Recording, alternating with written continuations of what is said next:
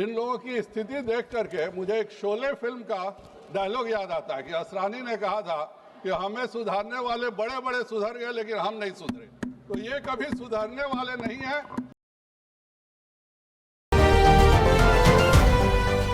आपने मुझे इस चुनाव सुधार पर बोलने का मौका मुझे दिया। संविधान की धारा 326 भारत के प्रत्येक नागरिक को मतदान का अधिकार सुनिश्चित करती है कि वह बिना किसी भय और लालच के अपना मतदान कर सके और सही व्यक्ति को चुन सके।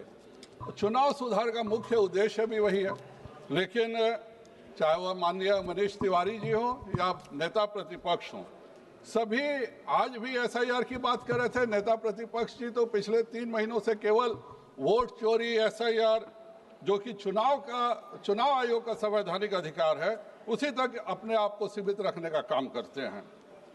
जिस मुद्दे पर बिहार में चुनाव में इतनी बड़ी हार मिली, उसके बाद भी विपक्ष समझने को तैयार नहीं है। इन लोगों की स्थिति देख करके मुझे एक शोले फिल्म का डायलॉग याद आता है कि असरानी ने कहा था कि हमें सुधारने वाले बड़े बड़े सुधर गए लेकिन हम नहीं सुधरे। तो ये कभी सुधरने वाले नहीं है। ये सारा दोष ईवीएम को देंगे, एसआईआर को देंगे, अपने अंदर नहीं झांकेंगे और हमारे लिए यह बहुत अच्छी स्थिति है।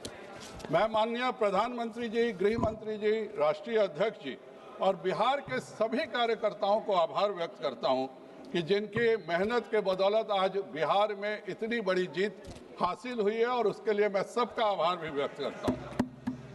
वैसे मैं नेता प्रतिपक्ष का भी आभार व्यक्त करता हूं कि उन्होंने 20 वर्षों के एनडीए के शासन का कोई भी मुद्दा बिहार में नहीं उठाया। बिहार गए, खाली वोट चोरी, एसआईआर करते रह गए।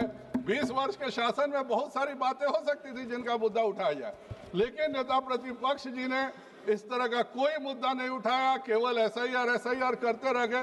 पूरे बिहार की जनता कंफ्यूज थी कि आखिर वोट चोरी हुआ किसका है, क्योंकि बिहार के किसी जनता को पता ही नहीं था कि उसका वोट चोरी हो रहा। सभी ने फॉर्म भरा। 83% हमारे नागरिकों ने स्वयं एसआईआर का फॉर्म भरा है और लोकतंत्र की इससे बड़ी जीत का उदाहरण कुछ हो ही नहीं सकता।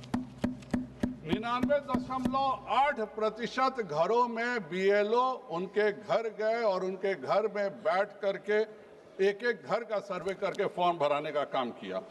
विभिन्न राजनीतिक दल जिनमें कांग्रेस के भी कार्यकर्ता शामिल थे, वैसे 1.5 लाख बीएलओ की मदद कर रहे थे। एक एक जगह पर एसआईआर का काम हो रहा था, लेकिन चूंकि कांग्रेस को अपने कार्यकर्ताओं पे भरोसा तो है नहीं, इसीलिए इतने सारे कार्यकर्ता बीएलए बना के भेजे और कहते हैं कि नहीं वोट चोरी हो गया।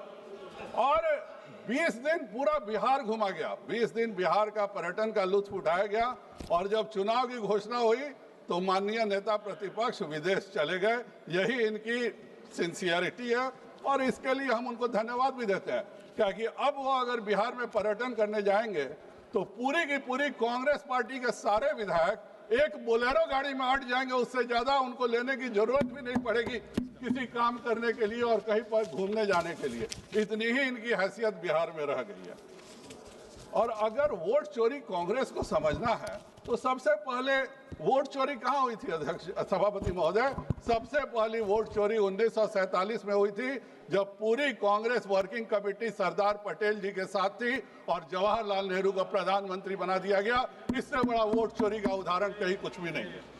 वोट चोरी 1975 में हुई थी, जब इंदिरा गांधी ने इमरजेंसी लगा करके जनता के सारे अधिकारों को छीनने का काम किया था।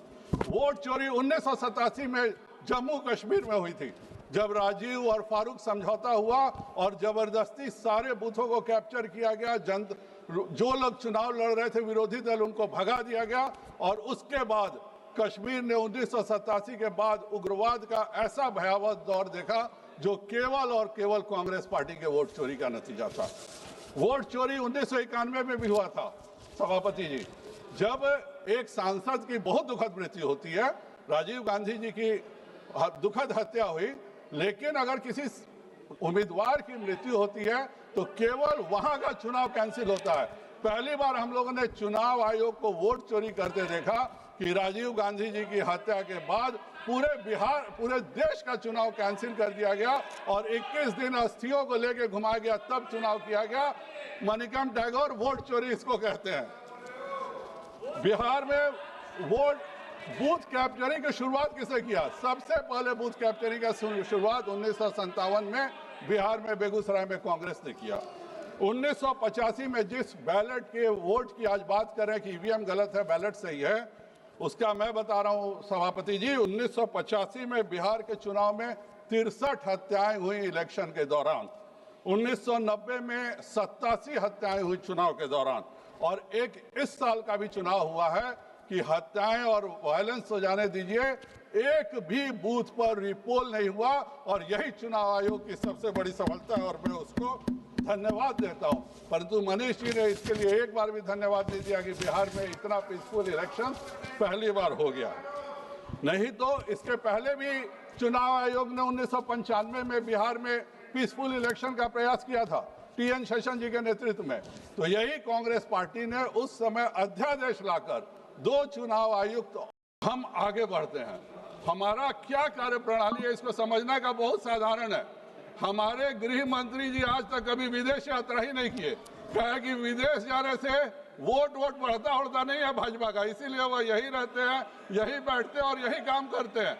हमारे प्रधानमंत्री जी 12 वर्षों में एक दिन विश्राम नहीं किए हैं, और आपके जो नेता प्रतिपक्ष हैं वह कभी बैंकॉक घूमते हैं, कभी कोलंबिया घूमते हैं, कभी कंबोडिया घूमते हैं, और आप सोचते हो कि आप भाजपा से चुनाव जीत जाओगे, तो यह आपकी गलतफहमी है। आप कभी हमसे एक चुनाव नहीं जीत पाओगे। लेकिन प्रधानमंत्री जी का बहुत क्लियर मार्गदर्शन है कि राष्ट्र सबसे ऊपर है, और इसीलिए भाजपा का प्रत्येक कार्यकर्ता वन नेशन वन इलेक्शन के लिए सहर्ष तैयार है।